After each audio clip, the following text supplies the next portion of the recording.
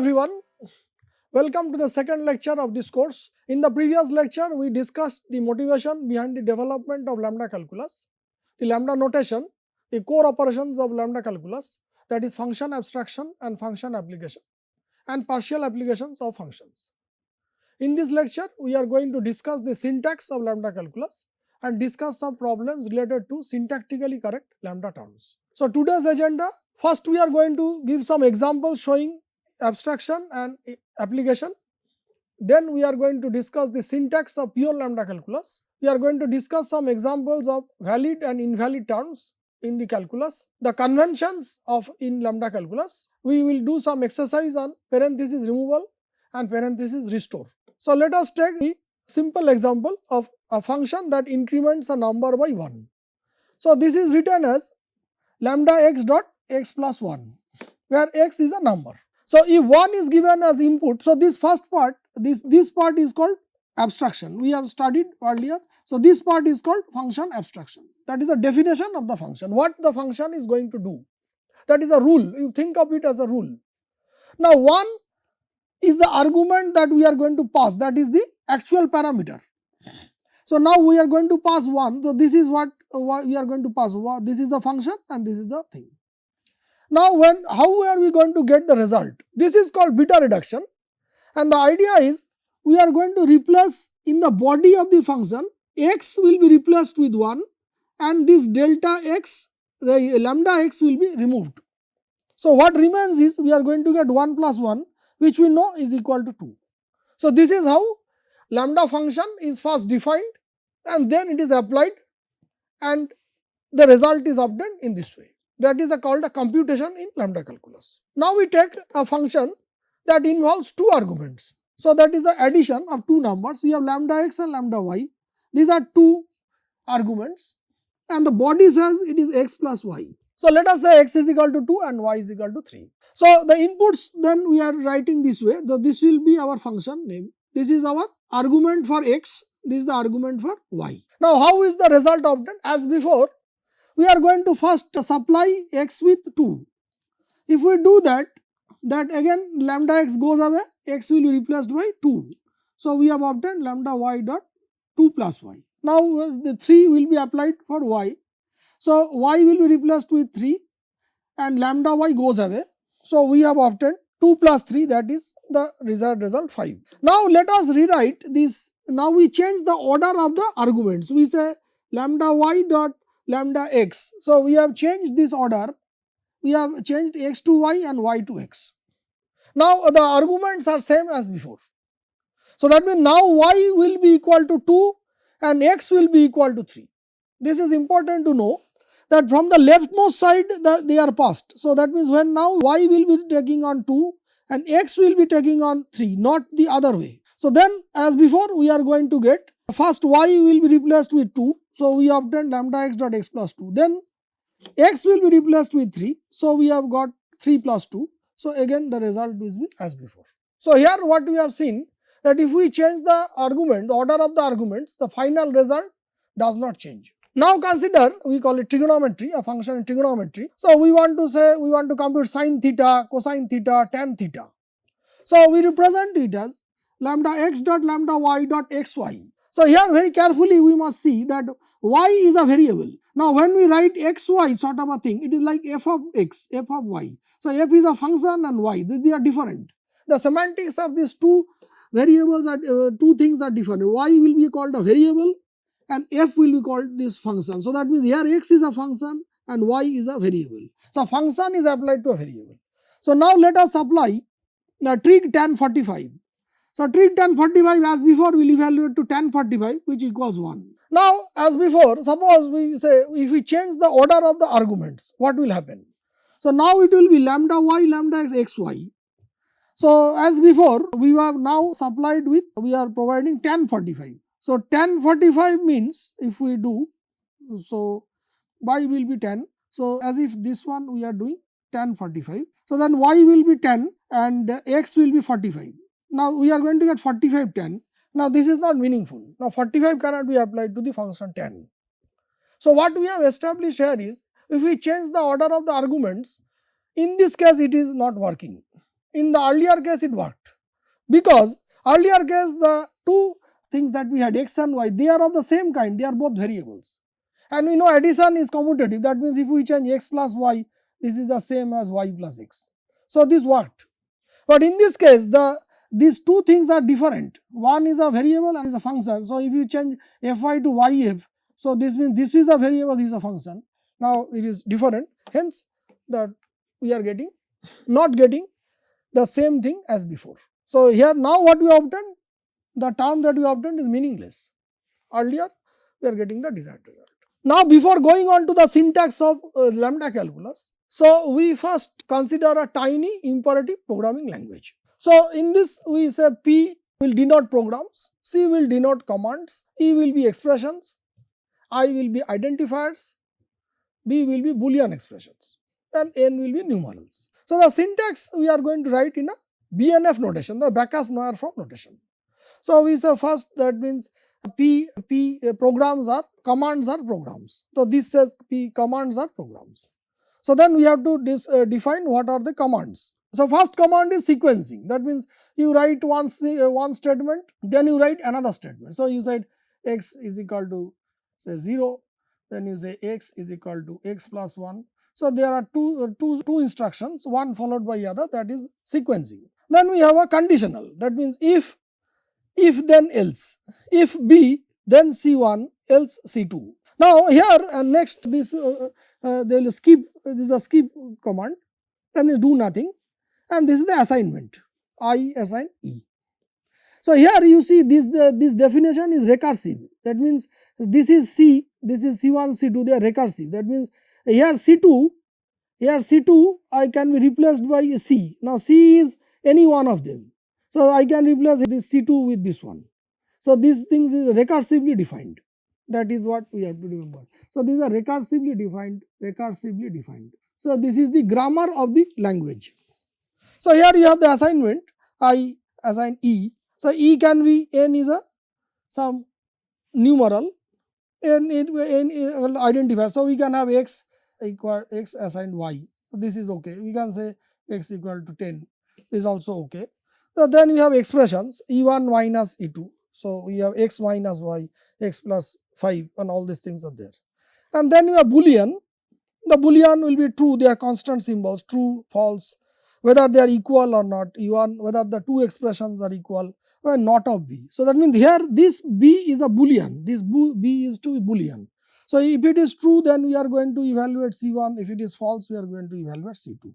Now C1 here, as you see recursively, we can have again another if then structure can come here. Again, and if there are nested if thens, we can represent using this grammar. So this is the syntax of a programming, simple programming, imperative programming language. Now we are moving to the lambda calculus. Now as we know that in pure lambda calculus, we do not have any constant symbols like 0, 1, 2. There are no operator symbols plus multiplication.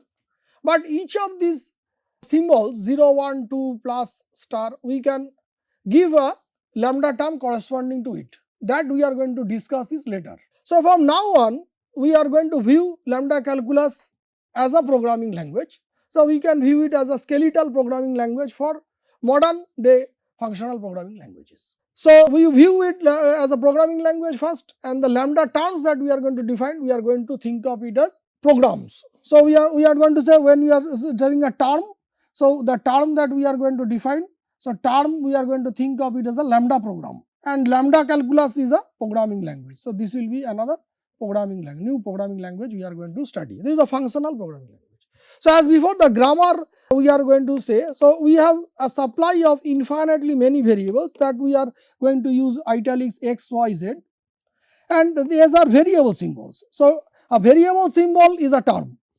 So this has to be read in this line is the OR. So this is the alternative. So these are the alternatives. That is the OR. It can be a term, can be. So it has to be read as a variable is a term. Now abstraction is a term. Abstraction is lambda x dot m. And an application is a term. Nothing else is a term. So there are only these two main major constructs. Operations are variables and applications, and it is starting with a variable. So again it is recursive. So lambda x dot m. Now m is again recursively we can apply lambda x dot m So I can write lambda x dot x. Now I can write lambda x dot, again this will be lambda y dot x, lambda y dot y, and I can write this way. So this is how we can proceed and we can generate a class of lambda programs. So the first thing is two important things we reiterate. One is a function abstraction, that is a function definition, and another is a function application. Now let us consider some examples of syntactically correct terms. So first is x is a variable, so it is a term, so this is syntactically correct. Now lambda x dot x, we have a parenthesis around it, so it is an abstraction, so it is also syntactically correct. It is coming from this lambda x dot p. X y, so x m, here m is x and n is y, and you have parenthesis around it, so this is also syntactically correct, lambda term. Now consider these examples. So we have lambda x dot x y. So the first part is m, that is okay. Then you have n, so mn, so mn should be, there should be a parenthesis around it. Now it is not there, so then this is syntactically incorrect. Next we have x lambda x dot, again by the same reasoning that we did. The first term is m, second term is n, but there is no parenthesis around it, so hence also this is syntactically incorrect. The last one lambda x dot xy, here this is m, this is n, but there is no parenthesis around it, so this is also syntactically incorrect. Now we consider the first problem. Determine whether a given term is syntactically correct term of pure lambda calculus. So as we know with our experience of programming language, that when we run our program, the first stage is we compile our program. The compilation stages, it will be syntax analysis, that means whether the program is well formed or whether it is in accordance with the syntax of the language. So it will find out, say some semicolon is missing or parenthesis is missing. So these are all syntax errors. So the way that we do, so there are two types of parsing. One is called top down parsing, another is bottom up parsing. So we are going to apply a bottom up parsing. The idea here is from the term we are going to get to the root, that means the start node. So here the start node, remember we have m x, then we have abstraction, then we had mn, and we have lambda x dot m. So given such a term, we are trying to come to m. So we are reducing it to m.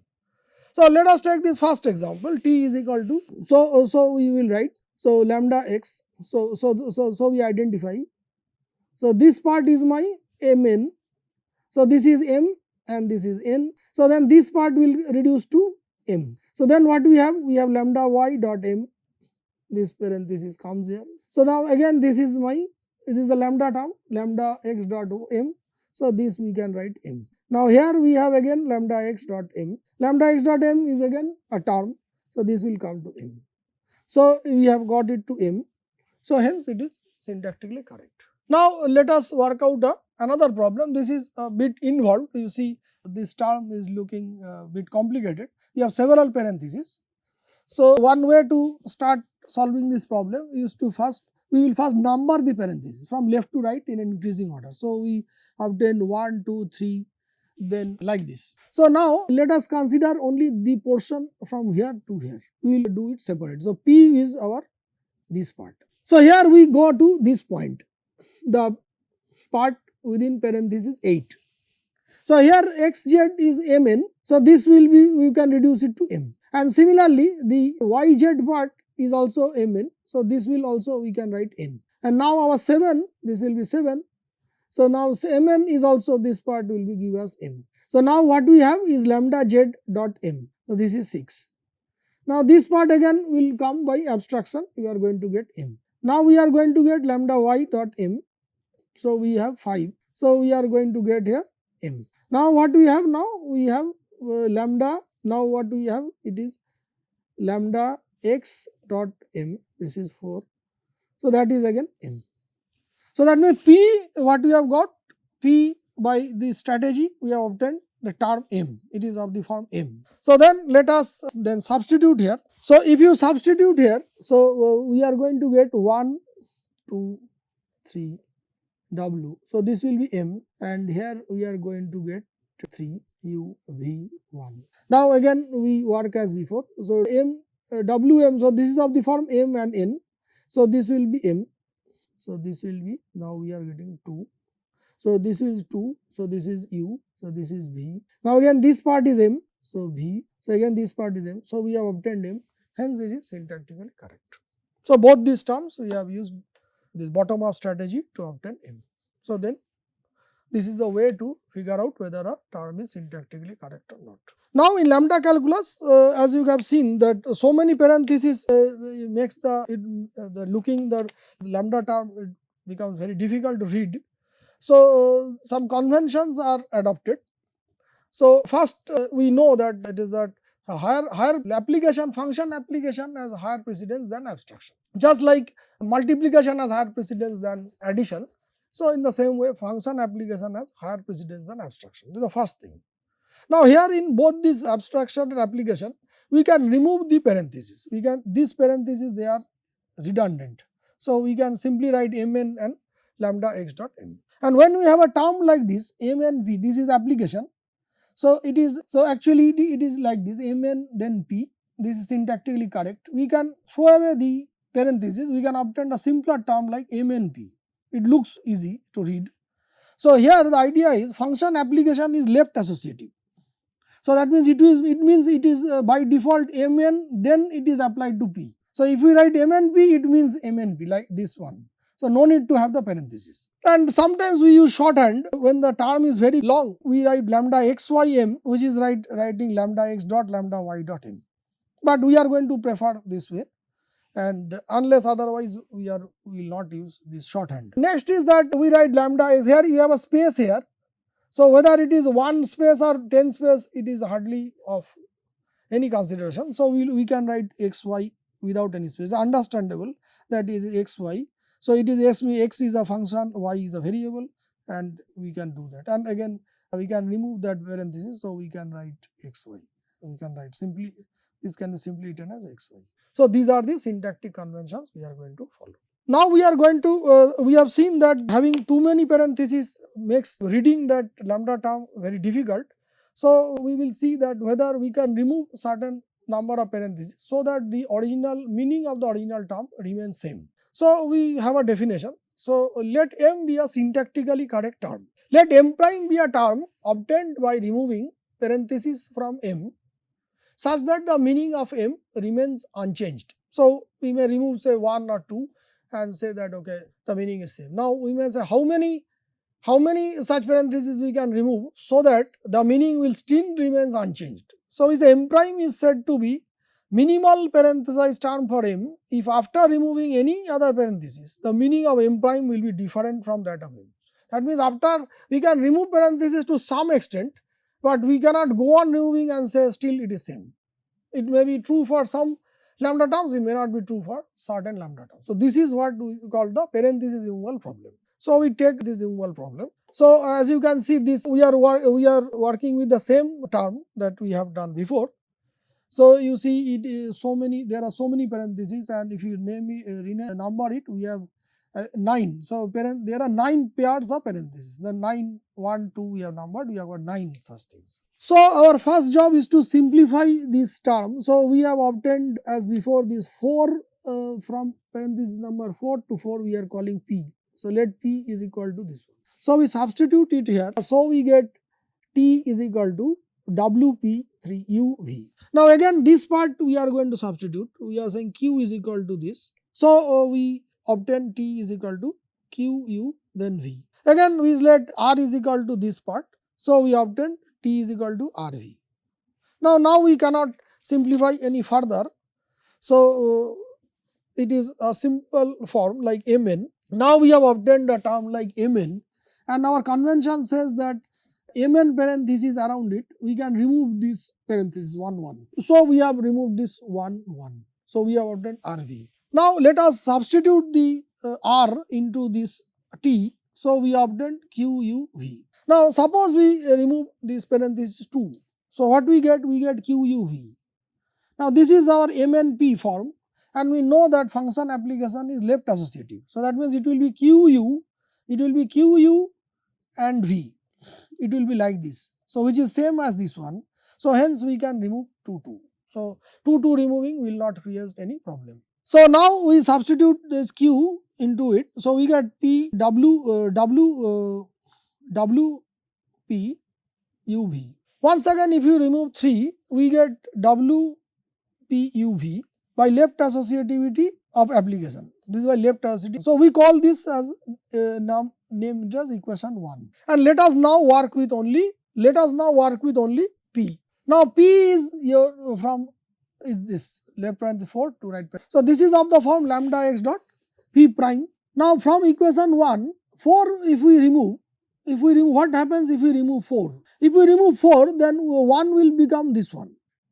Now, precedence application has higher precedence. So, UV will be within this P prime. So, you are going to get W lambda x P prime UV. Now, the meaning has changed. So, 1 we cannot remove. So, this it is 4 we cannot remove. The 4 parenthesis in 1 cannot be removed. Now, since 5 and 6 they are within the scope of 4, that we can remove without altering the meaning. So, we have removed 5, 6. Now, 7 is also within the scope of 6. So, we can also remove it. Now, let us see now what remains is 8 and 9. If you remove both of them, then we get xz, yz, which by left association will get xz, yz. It will be equivalent to this one. But we have yz separate. So, that means we cannot remove both. So, that means if we remove only 8, 8, it will not create any problem. So, 9 must remain, 8 we can remove. So, what we then obtained is, we have then obtained by removing only 8, we have obtained this. So, our final result contains only 4 and 8. There are 2 parenthesis symbols there, 2 pairs. So, now we can do the reverse problem. That means, earlier we started with a completely parenthesized term, we got the minimal parenthesized term. Now, we have done the reverse. That means, given a minimal parenthesized term M prime for M, construct M, where M prime is this one. Now, here it is quite straightforward. So, here we will come to this point, and this is Mn. So, we put a bracket around it. So, we have 8. Next, it will be lambda z part. This part is here. Lambda z we have to put a bracket here. So, lambda z part will be here. So, this will be 7. Similarly, lambda y we have to put a bracket here. So, we will be getting 6 here. So, this we are going to get here 5. So, we are going to get 5 here. So, this completes this E part.